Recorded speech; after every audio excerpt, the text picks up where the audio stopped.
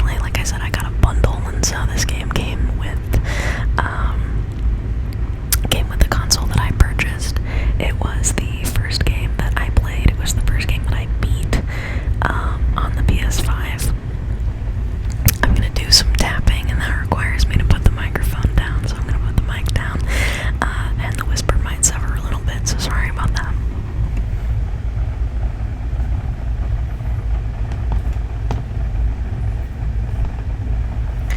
So, basically, this was the first game that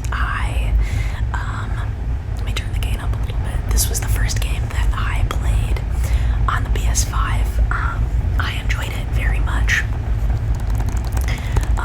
I'm not usually into these sort of games, just these like blaster, I don't want to call it a shooter, it's a blaster, I guess, like blaster sorts of like animated games that look maybe more kid-friendly than anything else.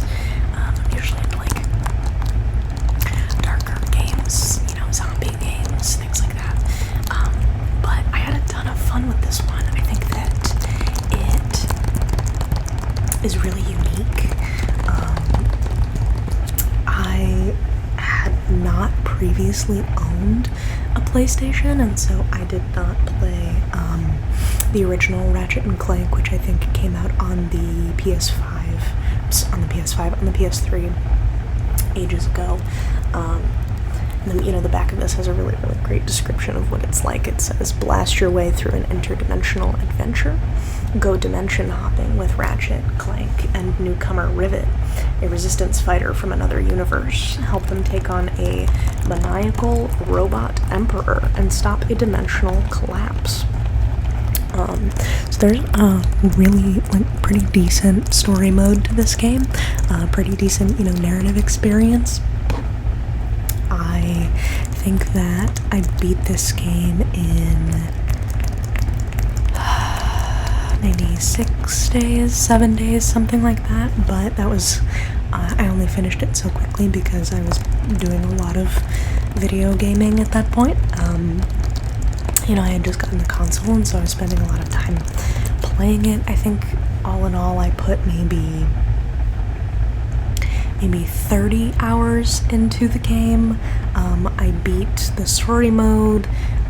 I got quite a few of the trophies. I'm not like one of those like platinum trophy hunters who like wants every single trophy in every single game. That's really cool if you do that, but I don't have the time or the energy or the skill, honestly.